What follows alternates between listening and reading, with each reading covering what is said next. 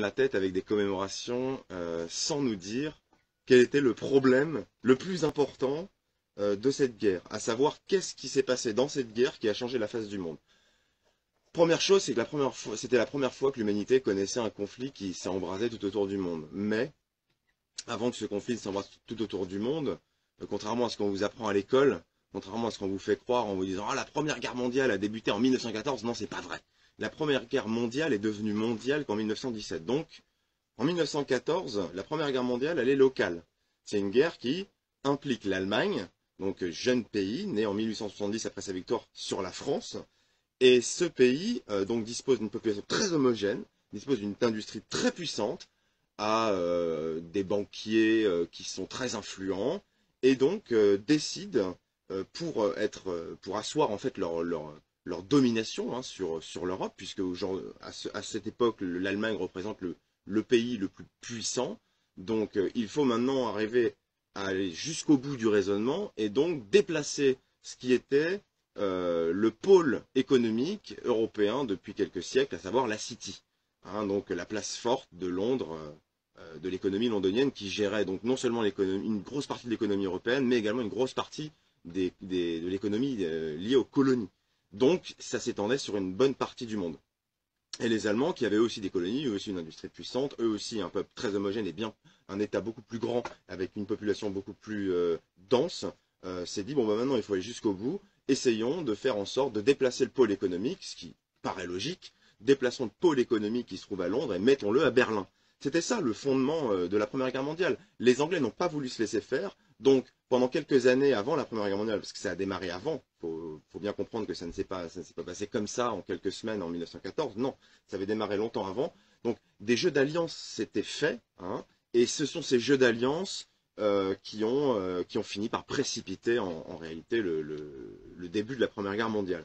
Mais le début de cette guerre est une guerre locale, c'est une guerre comme l'Europe en a connue depuis des siècles, mais la seule différence qui est nouvelle, c'est que grâce à l'industrie, grâce à ce nouveau mode de pensée parlementariste et démocratique et républicain, eh bien aujourd'hui on peut mobiliser des populations gigantesques et on peut les armer. Donc on va envoyer au front des centaines de milliers, des millions d'individus combattre pour défendre les intérêts d'une nation X ou Y.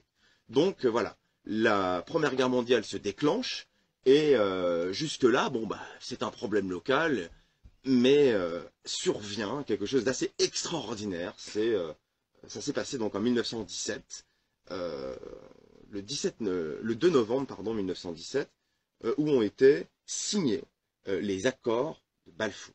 Alors qu'est-ce que c'est que les accords de Balfour? Les accords de Balfour, c'est un traité qui a été passé entre le Congrès sioniste mondial et Lord Balfour, qui était à l'époque ministre des Affaires étrangères britannique et qui était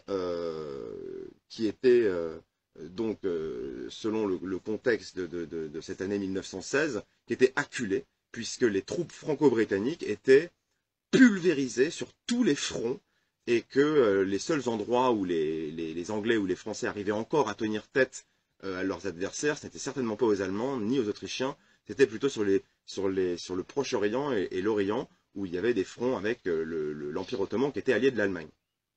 Mais le Kaiser Guillaume II, donc, qui était le chef des troupes allemandes, le chef de l'État allemand, propose donc, puisque les Allemands tirent sur Paris, il ne faut quand même pas oublier qu'ils étaient à Noyon, ils étaient à quelques kilomètres de Paris, ils tiraient sur Paris, donc les Français et les Anglais étaient défaits, et donc par conséquent le Kaiser propose un statu quo, donc c'est-à-dire la restitution des territoires français à l'État français en échange d'une reconnaissance absolue de la gestion de l'économie sur l'Europe et donc sur les colonies, et par conséquent donc une destitution de ce pouvoir économique qui était jusque-là en Angleterre. À partir de là, n'importe quel individu dirigeant un pays se dit, bon, j'ai deux options, soit aller jusqu'au bout du raisonnement et je continue la guerre et à ce moment-là, je vais me retrouver carrément défait, c'est-à-dire que les troupes ennemies vont envahir mon pays, ils vont prendre possession de l'État, ou alors j'accepte donc une reddition, un armistice, et nous entamons donc des pourparlers. C'est à ce moment-là de l'histoire que s'est passé quelque chose d'absolument incroyable. Donc, ce sont les accords de Balfour.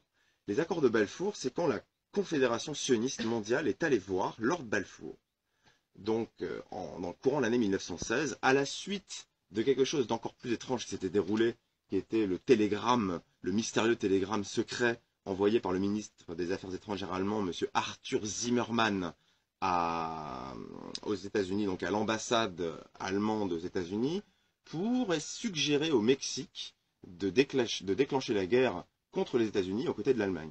C'est-à-dire que M. Zimmermann, ministre des Affaires étrangères allemand, entame un procédé pour que les États-Unis entrent en guerre contre l'Allemagne, ce qui peut paraître absolument extraordinaire et totalement surprenant, puisque c'est ni plus ni moins de la haute trahison. Forcer un État à entrer en guerre contre son propre pays, nous sommes donc dans l'acte de haute trahison. Donc, cette affaire Zimmermann a certainement donné des idées au Congrès sioniste international qui, en confédération, en corrélation, s'est décidé à aller voir Monsieur Lord Balfour, ministre des Affaires étrangères britannique, pour lui suggérer la proposition suivante, c'est que les sionistes invitent Monsieur Balfour, donc les troupes britanniques et les troupes françaises, à poursuivre la guerre, et en échange, les troupes britanniques devront chasser les résidus de l'Empire ottoman qui sont encore en Palestine et dresser un protectorat britannique sur la Palestine pour qu'un jour, un État sioniste puisse voir le jour. Voilà donc le moment où il s'est passé, le moment de l'histoire où la plus grande manipulation politique du XXe siècle s'est déroulée.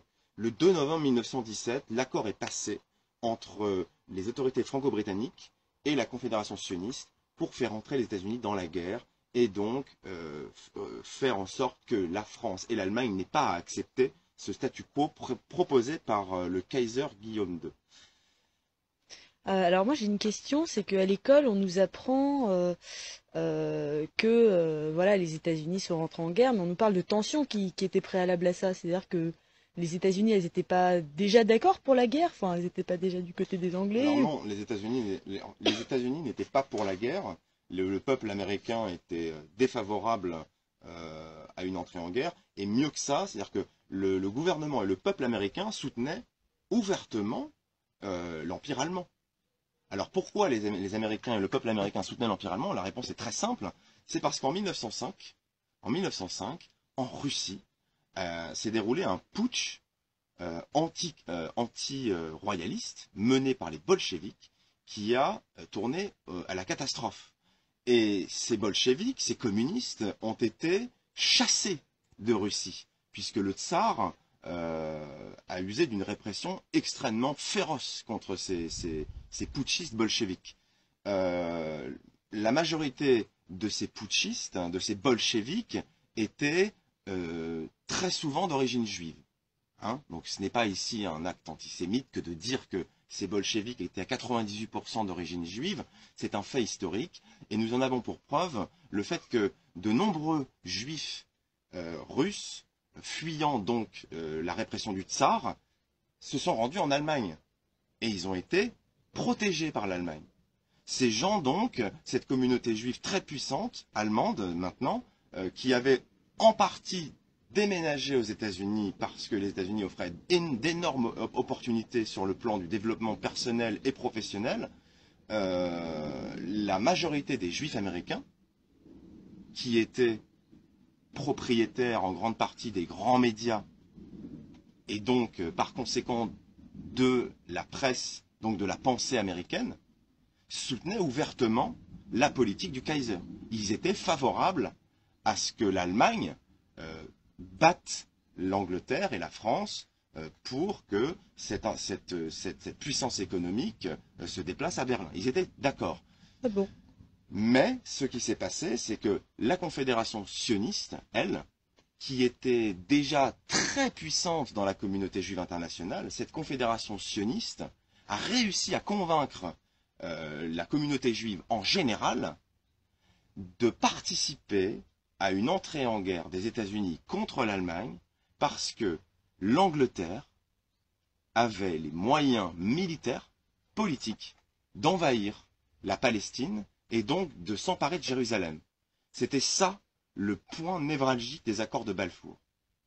Donc pour en revenir à la situation de la France en 1917 a eu le choix entre un statu quo, une restitution de ses frontières, ou de l'autre côté une poursuite des hostilités, sachant que les Allemands sont à quelques dizaines de kilomètres de Paris. Eh bien, c'est la solution B, donc celle qui a été proposée par le sionisme, qui va être acceptée. C'est alors que les troupes françaises et les troupes britanniques sont contraintes, c'est une obligation, pour récupérer le territoire qui a été envahi, de participer à des contre-offensives d'une violence inouïe qui ont abouti à la mort de 1 million de jeunes Français de toutes origines sociales, religieuses. Donc, il faut comprendre qu'à partir du 2 novembre 1917, lorsque les États-Unis entrent en guerre un peu plus tard, il faut comprendre à partir de là que la guerre n'a plus le même objectif. Elle n'a plus pour but de conserver le pouvoir économique à Londres. Maintenant, le but est différent. Le but est de donner le change aux sionistes, qui ont réussi à convaincre les États-Unis d'entrer en guerre. Donc, pour donner le change, eh bien, nous allons battre l'Allemagne et nous allons asseoir nos positions militaires sur l'Europe.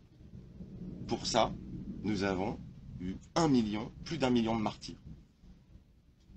Alors que le Kaiser, quand lui était sur le point de gagner, avait donné des traités qui étaient très équitables. Le Kaiser n'avait que pour objectif de prendre le contrôle économique de l'Europe. Il n'avait pas de volonté territoriale. Il n'avait aucune revendication idéologique. Ses seules revendications, puisque c'était un capitaliste comme tous les autres, hein, il n'avait que pour revendication la possession et le contrôle du pôle économique de l'Europe et des colonies européennes. C'était le seul objectif de l'Allemagne.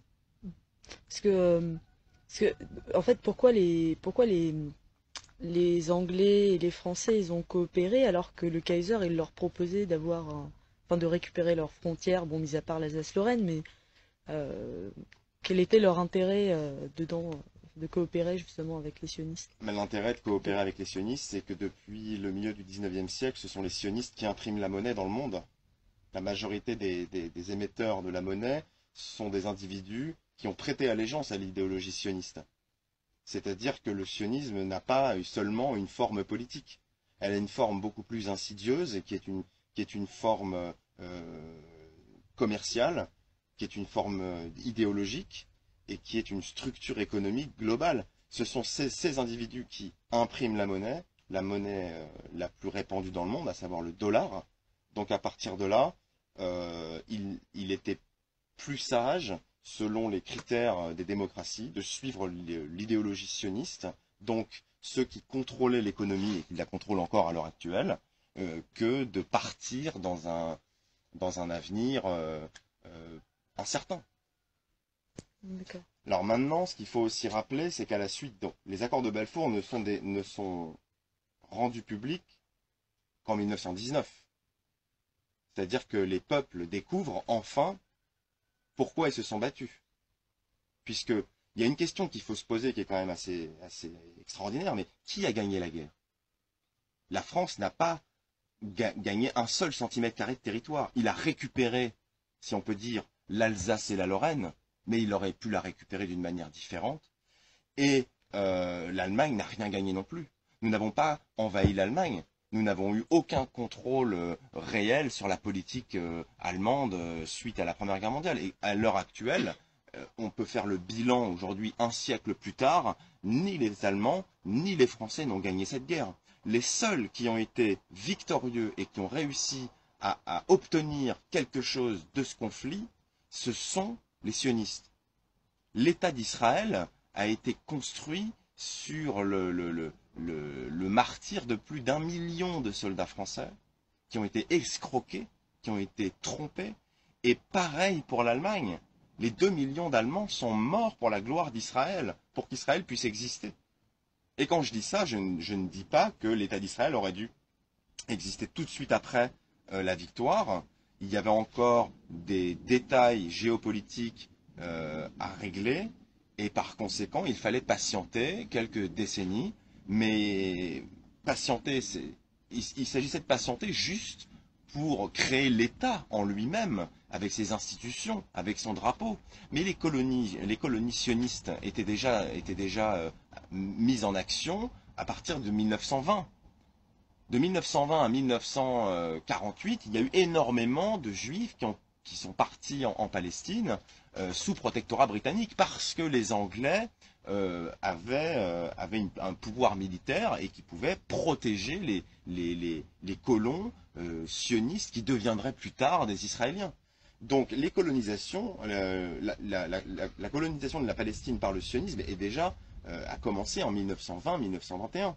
Ça n'a pas commencé en 1948, ce n'est pas vrai. D'ailleurs, vous avez de nombreux témoignages de personnes qui ont vécu cette période, qui vous racontent, juifs comme palestiniens ou musulmans ou chrétiens, qui vous disent, mais lorsque les juifs arrivaient en Palestine à cette époque, ils déclaraient, nous sommes en Eretz Israël.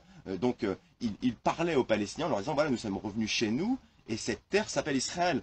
Donc, c'est à cette époque d'ailleurs que les premiers heurts entre les colons juifs sionistes et les Palestiniens ont débuté. Les tensions entre colons israéliens et palestiniens ne datent pas de 1948, ça date de bien avant.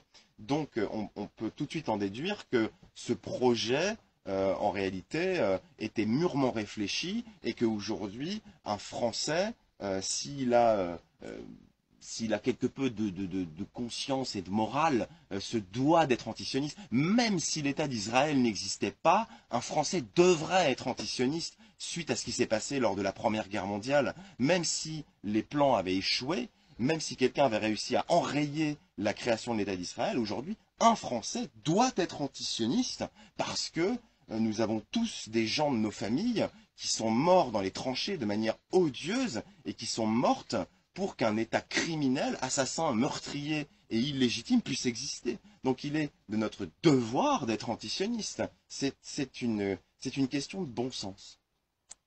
Sachant que aujourd'hui encore, la France, l'Angleterre sont impliqués dans ce conflit puisqu'ils ne condamnent enfin, ils condamnent à peine les crimes israéliens.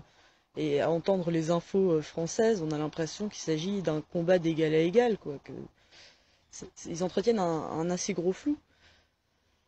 Ouais, mais ça c'est normal que les pays occidentaux qu'on poursuive en fait la logique de, de leurs mensonges. Ils se sont fourvoyés dans un mensonge il y a déjà un siècle, 98 ans exactement. Ils ne peuvent pas à l'heure actuelle faire marche arrière en disant voilà, excusez-nous, on est désolé. Hein, je veux dire, quand vous voyez que l'histoire en fait des accords de Balfour a coûté des dizaines de millions de morts à l'humanité, mais de quel côté est la morale? Il est évident que les gouvernements occidentaux sont des gouvernements menteurs. De toute façon, ça fait 2 siècles en France qu'on a un gouvernement de francs-maçons, aujourd'hui sioniste, que le peuple vomit, mais on ne supporte plus cette politique nauséabonde. Les gens ne croient même plus dans la politique. Vous dites, vous faites de la politique, mais non, mais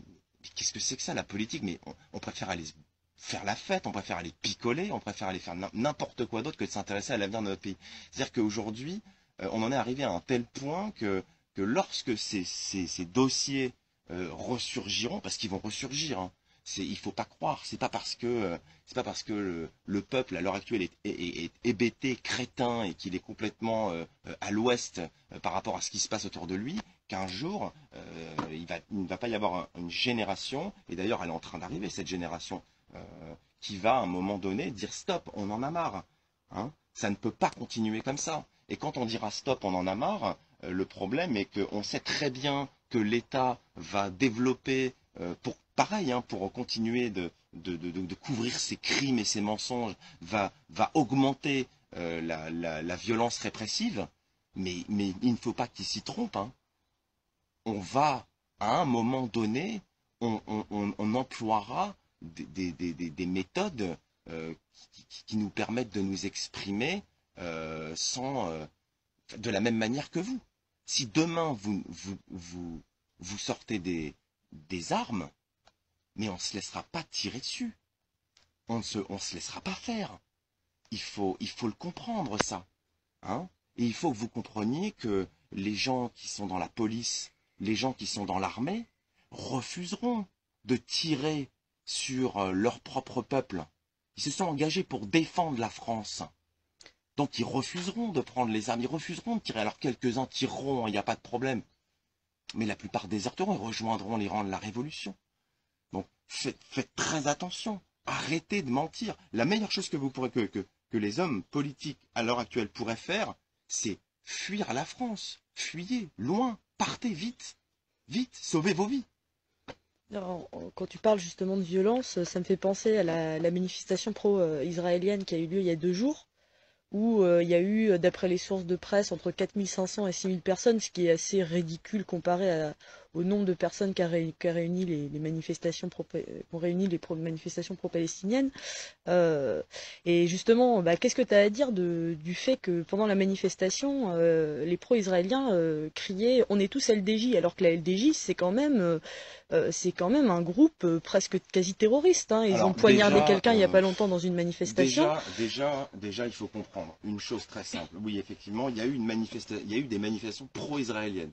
Alors là, on touche vraiment le fond de l'ignominie. On est vraiment dans le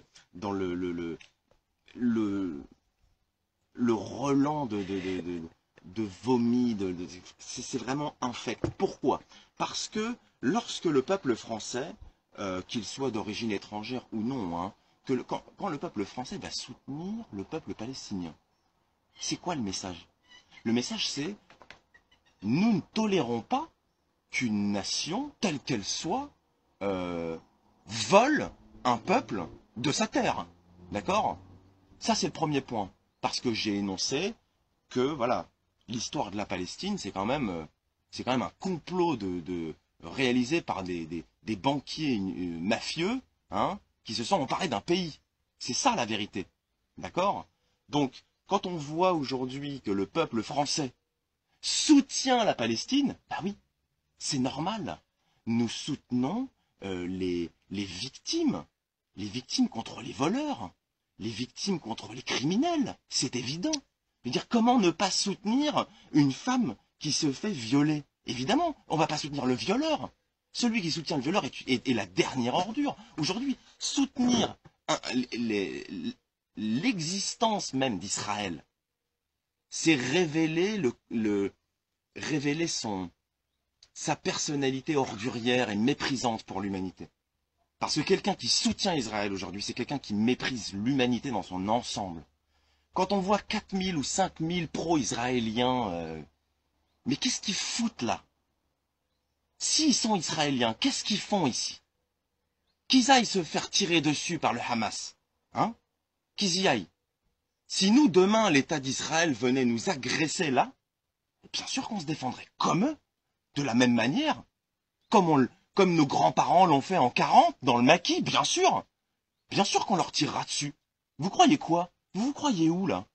Vous croyez que vous pouvez voler une nation comme ça, spolier un peuple de sa terre, et regarder le monde entier et dire « Vous avez vu ce qu'on avait fait, c'est bien, hein ?» Ben non, c'est pas bien. Vous êtes des ordures, vous êtes des gros bâtards. Et la vérité, c'est qu'on ne vous supporte pas. Donc vos drapeaux israéliens, vous savez, nous on en fait du PQ, hein, se torche avec. Parce qu'il n'y a rien de plus insupportable en plus pour des gens qui croient en Dieu que de voir que des mécréants comme vous s'emparent de symboles divins pour spolier des territoires à des gens, pour faire des meurtres, des assassinats, pour bombarder des villes entières au phosphore blanc.